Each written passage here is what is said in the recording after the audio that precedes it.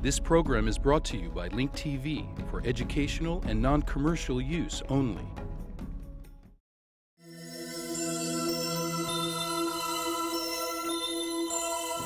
Mosaic, a daily news program from Link TV, presents a selection of news reports from independent and state-controlled broadcasters from throughout the Middle East.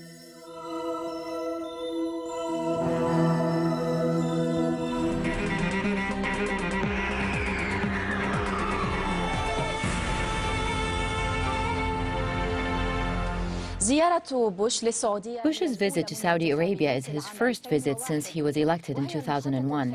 It is the last stop on his visit to the Gulf, and the American side has given it great importance. نظراً لوزنها السياسي والديني والاقتصادي في الخليج والشرق الأوسط، تتمتع المملكة العربية السعودية. Given its political, religious, and economic weight in the Gulf and the Middle East, the Kingdom of Saudi Arabia enjoys a unique relationship with the United States of America.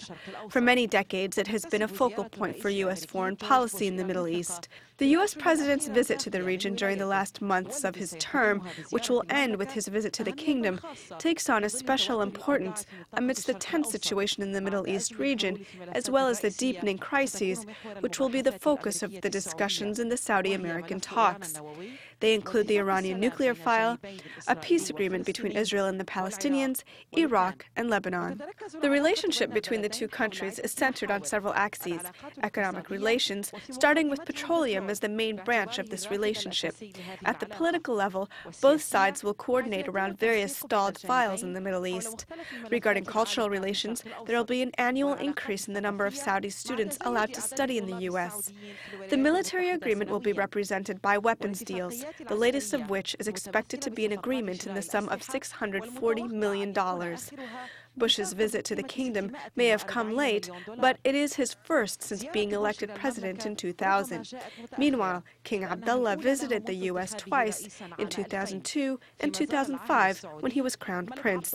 Naveen Afyouni, Al-Arabiya. عام 2002 و2005 عندما كان ولياً للعهد. نيفين أفيوني، العربية. Before the American president's visit to Riyadh, the Saudi foreign minister Saad al-Faisal confirmed the need to resolve the crisis in the region using peaceful means. He also confirmed the country's right to develop nuclear energy for civilian purposes. Regarding the nuclear file in the region, we reiterate the importance of keeping the region free of nuclear weapons and weapons of mass destruction. We hope to resolve this file through peaceful means, and that the region has the right to use nuclear energy for peaceful purposes according to the standards of the International Atomic Energy Agency and under its supervision. From our side, we reiterated the importance of implementing these measures in all of the countries in the region without exception, including Israel.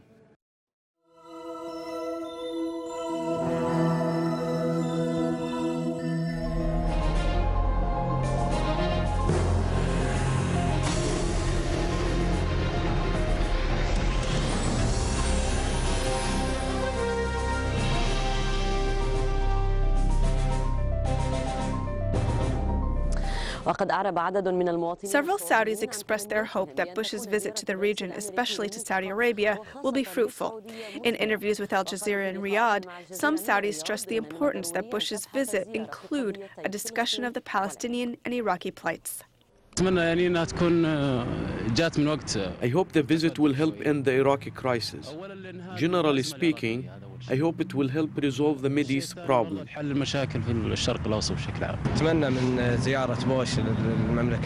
I hope that Bush's visit to the Kingdom of Saudi Arabia will help resolve the problems in Iraq and other countries in the region. I hope the visit is a successful and blessed one. I also hope it will help to resolve Arab and Islamic problems. I hope Bush's visit will bring positive results in Saudi Arabia and will help resolve the problems of the Arab world. Bush's visit to the Kingdom of Saudi Arabia is an honorable one. Bush is a great guest in Saudi Arabia. A lot of preparations and festivities will take place in the kingdom to welcome Bush.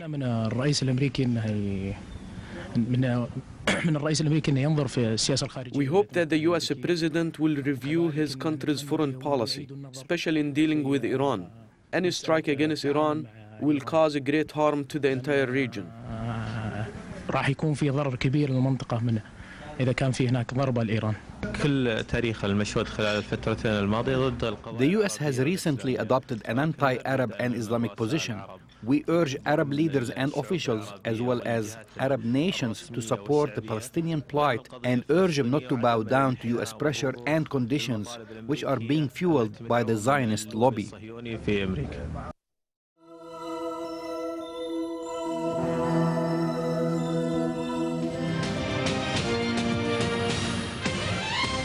إلى العاصمة أبو ظبي محطته الثالثة ضمن جولته الخليجية وصل الرئيس الأمريكي. To the capital of Abu Dhabi, the U.S. President's third stop on his tour of the Gulf region, where he appreciated the role of the Emirates at both the Arab and international levels. He appeared very pleased by the country's modern achievements at various levels. During the joint talks, he listened to the Emirates' point of view, which reiterated the need to use reason, dialogue, and diplomacy to overcome the crises and difficulties.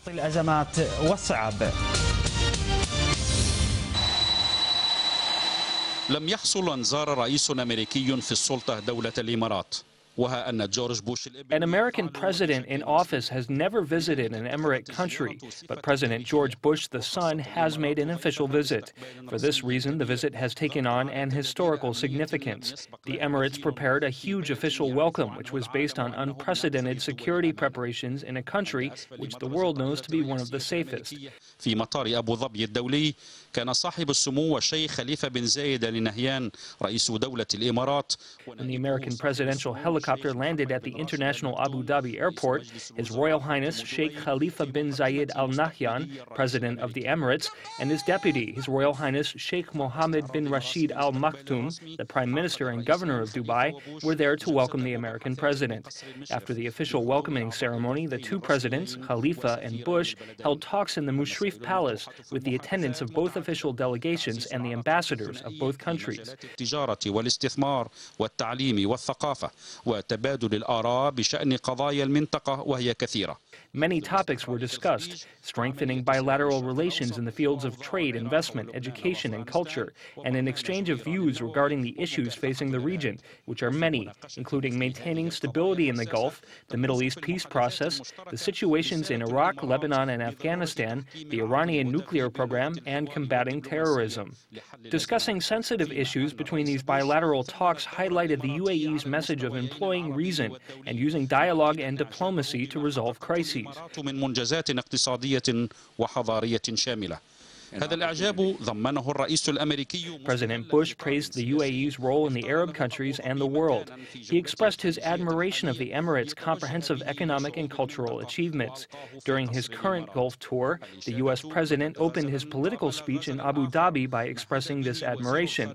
From the Emirates Palace, his speech addressed the nations in the region.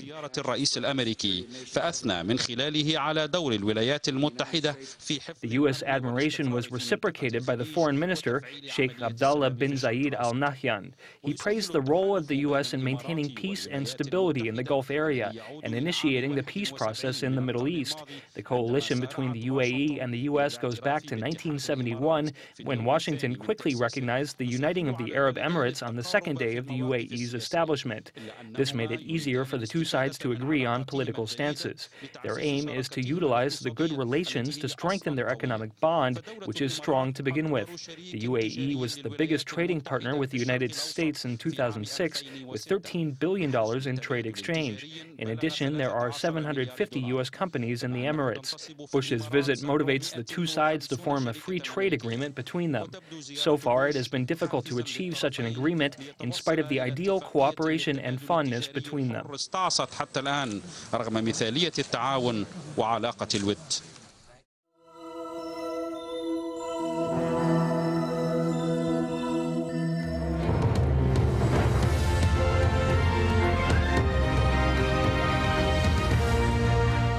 They started talking and they decided the discussions will be intensive. That's the latest from the chief Palestinian negotiator Ahmed Korei following a 90-minute meeting with Israeli Foreign Minister Tzipi Livni. While the two sides were discussing peace, that wasn't the reality in Gaza. Overnight, Israeli forces killed 3 Palestinians in the Gaza Strip. 2 of the dead were in a car hit by an Israeli missile. One was a member of Fatah's armed wing, Al-Aqsa Martyrs Brigade. The other was linked to Hamas's military wing. Israel claims they were on their way to fire rockets across the border. Israel has killed 27 Palestinians in January. Rockets fired from Gaza have killed 2 Israelis in the past year.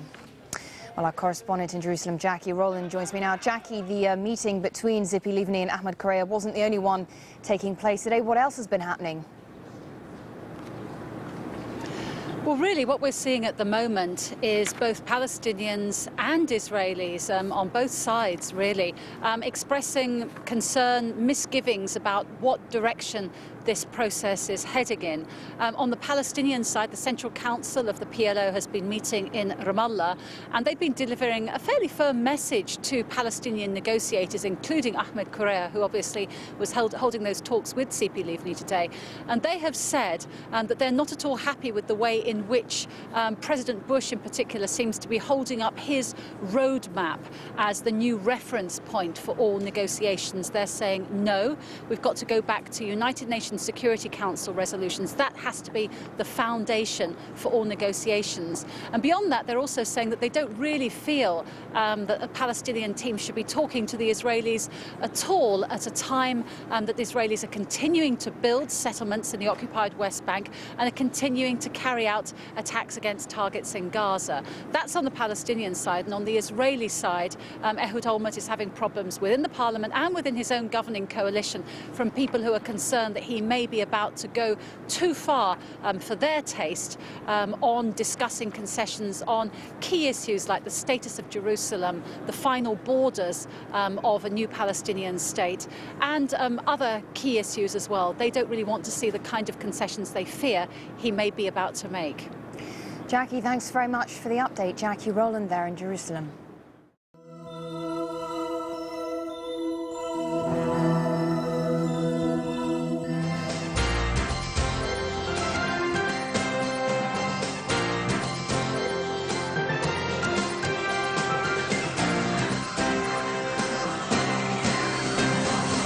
Jerusalem, settlements, Palestinian refugees, water. These are some of the issues set to be discussed starting today as Israeli and Palestinian negotiating teams meet to hammer out what is being called the core issues in the peace negotiations. We get more from IBA's Leah Stern. Teams from Israel and the Palestinian Authority today launched formal negotiations on the intricate core issues facing the two sides: Jerusalem, settlements, refugees, borders, and water resources. The Israeli negotiating team is led by Foreign Minister Tzipi Livni, and the PA team is led by former Prime Minister Ahmed Correa. Today's talks in Jerusalem come following an announcement by Prime Minister Olmert and PA President Mahmoud Abbas just prior to the arrival of President Bush that core issue talks should begin immediately. Since November, Livni and Correa have been meeting to deal with procedural issues, but from now on they'll be dealing primarily with the significant matters at question. Expect these negotiations to be painstaking and to be drawn out. The leaders cannot even agree about the scope of the deal they are trying to reach. And it's not only the talks that are delicate. Substantial talks on issues like Jerusalem could put Olmert's own coalition government in jeopardy. The most immediate threat is that of Minister Avigdor Lieberman, chairman of Israel-Beitenu. He has planned a press conference on Wednesday where it is widely anticipated that he will quit the government over negotiations on these core issues. In the meantime, at the Knesset today, there was a wide range of support and criticism for the process. Abu Mazen does not represent all Palestinian people. The Hamas said very clear that they will oppose any idea to move forward with the Israelis. And I would like the Palestinians to realize that Olmert has no mandate from his own coalition because a major party will quit in a short time, and the others that are still there are totally rejecting any move forward that means to withdraw from the West Bank and Jerusalem. It seems that for the last meetings that the Israel delegation is trying not to end the occupation but to rearrange the occupation. And they are looking all the times about their internal coalition problems which badly affect the course of the Israeli-Palestinian negotiations. I'm all in favor of it.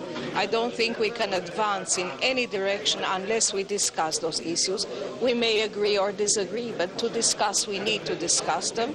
And I think that the time left at our disposal to come to an agreement is very short.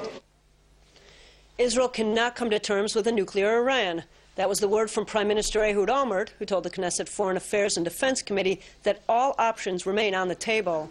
Olmert updated the committee about the Iranian threat, as well as the situation on the northern border and negotiations with the Palestinians. The Prime Minister said that in his recent meetings with U.S. President George Bush, he made it clear that anything that will prevent Iran from going nuclear is legitimate in Israel's eyes. Regarding Egypt, the Prime Minister told the committee that Cairo's handling of the pedestrian crossing at Rafah has been disappointing. Regarding IDF activities in Gaza, Olmert said there is a war going on there, which Israel is managing wisely. But he added Israel should not get entangled in an operation which will exact a heavy price out of proportion to the current threat. Being called a terrorist by George Bush is an honor, at least according to Hassan Nasrallah. The Hezbollah chief denounced the U.S. president for accusing Iran of supporting terror groups in the region like Hezbollah. In a speech in Abu Dhabi, Bush blamed Tehran for undermining Lebanese hopes for peace by arming and aiding the terror group Hezbollah. Nasrallah responded by saying it was an honor to be an enemy of the great Satan.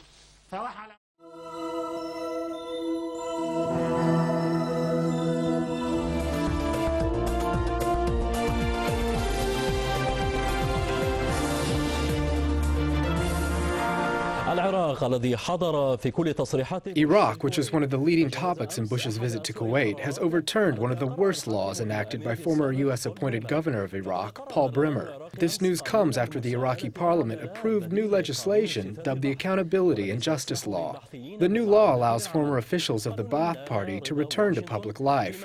While Washington welcomed the new law, some Iraqi parliamentary blocs opposed it and described it as unreasonable and difficult to implement. Sagir Salam reports. The Iraqi parliament has approved a new bill allowing members of the former Ba'ath Party to return to public life.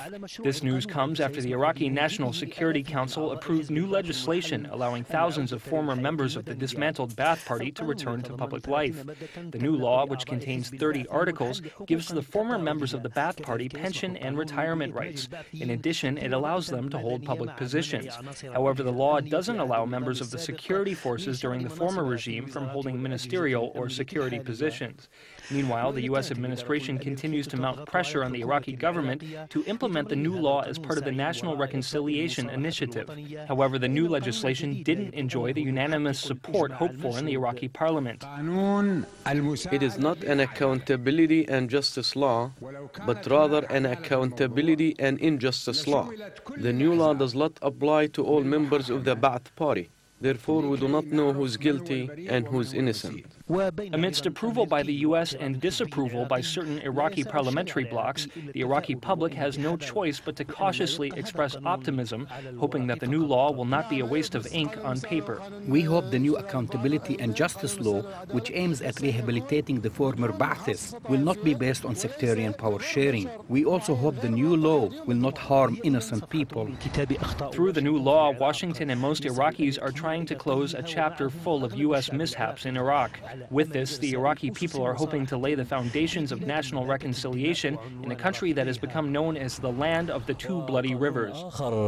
Meanwhile, the Iraqi parliament is seeking to draft a new law which will help change the look and meaning of the symbols on the Iraqi flag. The Iraqi parliament wants to change the phrase, "God is great," which was added by Saddam Hussein to the flag to a Kufi script with the yellow background.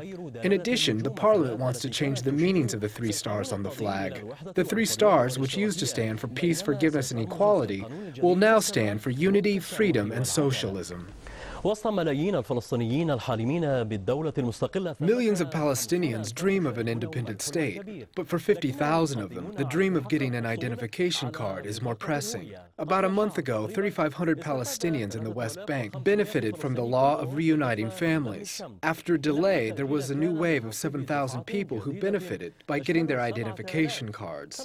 The following report by Sharuk Assad in Beit Rima, Western Ramallah, reveals the significance of getting an identification identification card to Hussam, who spent 12 years waiting to get this document.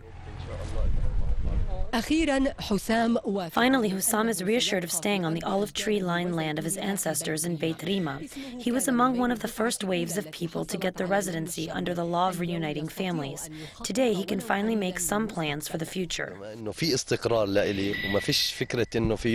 I feel more stable now without worries that one day I will have to leave this town against my will. I would like to build a home here because if I build it, it will remain until the end of my life. The first thing that Hussam did was travel to see his brothers in Jordan. I have two brothers who I haven't seen in 12 years. They got married, had kids, and their kids have grown up, and I haven't seen any of them. You can imagine how I feel like a person getting out of prison. Hussam's family left in 1967, but he went back after the Oslo Accord. For 12 years, he lived in fear and worry that an Israeli soldier would separate him from his home as they did to his brother. His worry doubled when he married and had a daughter, Jannah. Today, he carries the Palestinian identification card he long dreamed of, even though its issuer is Israel. He registered his daughter and plans to register his second child. He confidently carries his card as he passes through the checkpoints and goes to work. I used to feel like I was shackled in a large prison. At checkpoints, I used to worry, wondering if they would ask for my ID card or if they would deport me. I was constantly afraid that they would take him and deport him, banishing him like they did his brother. Now that I have an identification card, I feel freer, but it is not complete. The identification card is just a small part of our freedom. Hussam and his family still have their worries. Their town, Beit Rima, is surrounded by a settlement, an Israeli military post, and a permanent Israeli barrier.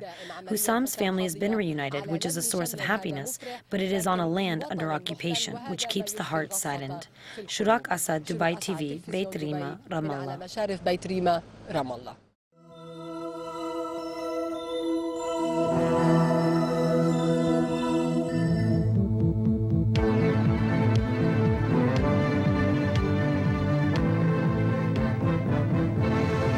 Iran's ambassador to the IAEA, Asghar Soltani, got on the phone to answer questions CNN raised on Iran's nuclear issue, concerns and expectations. We have a modality and a work plan which has been agreed upon before, and within that work plan we have already settled down, and the issues of P1 and P2 centrifuge was closed. And during this recent visit of Director General, we even somehow modified the timing, and we accepted to accelerate so that by March all the outstanding issues would be resolved. Now, if the outstanding issues are clear, and the present and past future is clear and transparent, the most transparent action that we are now doing, there is no justification, political and technical justification for demanding the suspension. But however, we have informed that everything will be continued under the full scope safeguard of the IAEA. Iran's Foreign Ministry spokesman Mohammad Ali Hosseini says Bush's failure to win hearts and minds of Arab states in the region has prompted the U.S. president to once again play blame game. Hosseini said Bush's remarks aimed to isolate Iran is a bitter reminder of colonial diplomacy in the past decades. He said the Bush administration is not happy with the logical trend Iran's nuclear case has taken, adding Washington had long derailed the dossier and disrupted Iran-IAEA cooperation through adverse publicity. And more on anti-Iran Bush's reaction. The United Arab Emirates officials say anti-Iran remarks by the U.S. president do not reflect the official standpoint of Abu Dhabi. The London-based Al Hayat Daily wrote that despite Bush's efforts to win the regional states' support against Iran, Abu Dhabi will remain committed to the stance maintained by the Persian Gulf littoral states to foster peace, stability, and security in the region. U.S. President George W. Bush, in his remarks in Abu Dhabi on Sunday, termed Iran as, quote, the biggest threat to the region, and called on the Arab countries to help the Zionist regime. Meanwhile, the U.S. president began a visit to Saudi Arabia to rally support from the kingdom for his so-called campaign to isolate Iran.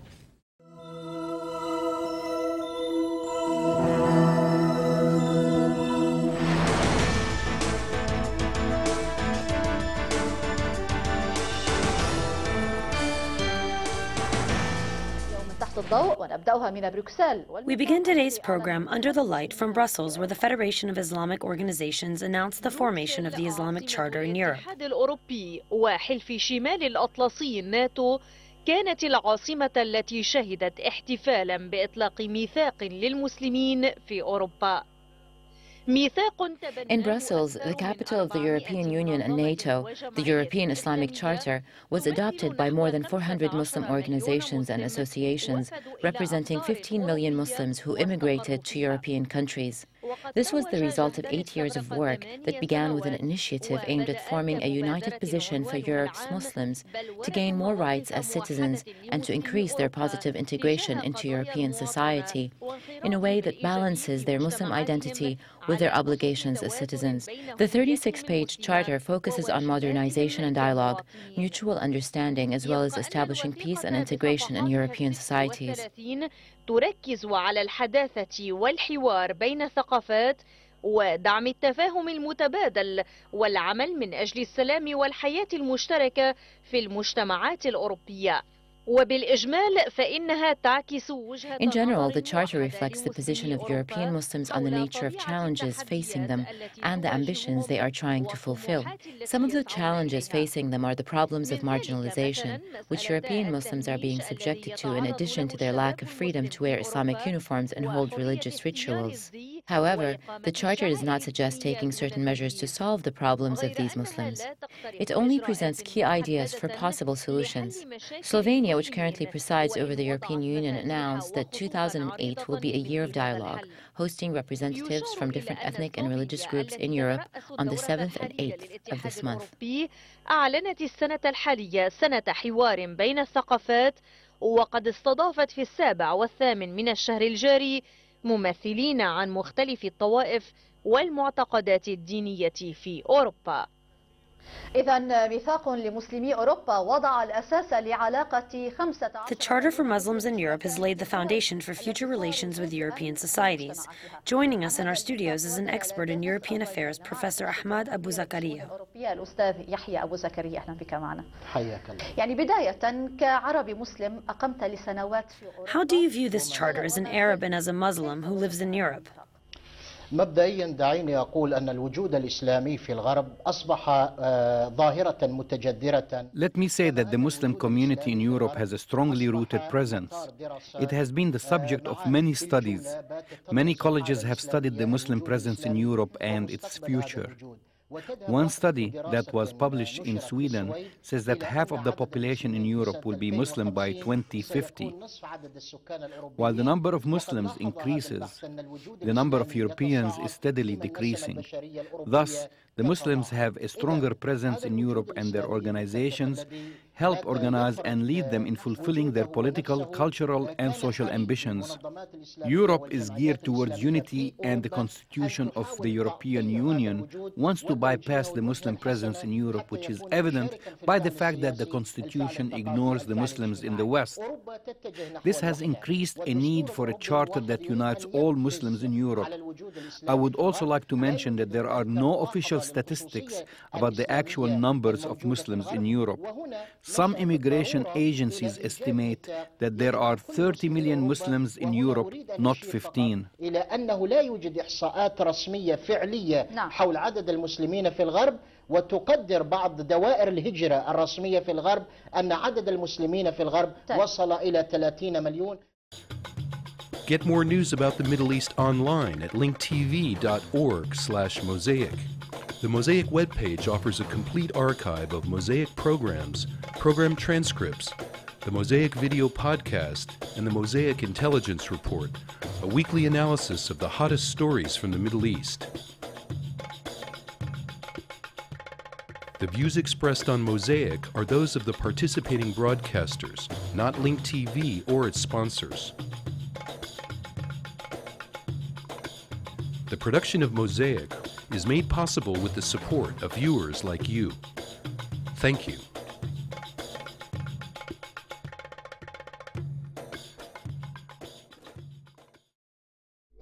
This program was brought to you by Link TV for educational and non-commercial use only.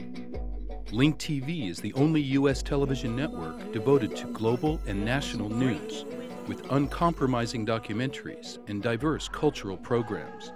Programs which connect you to the world.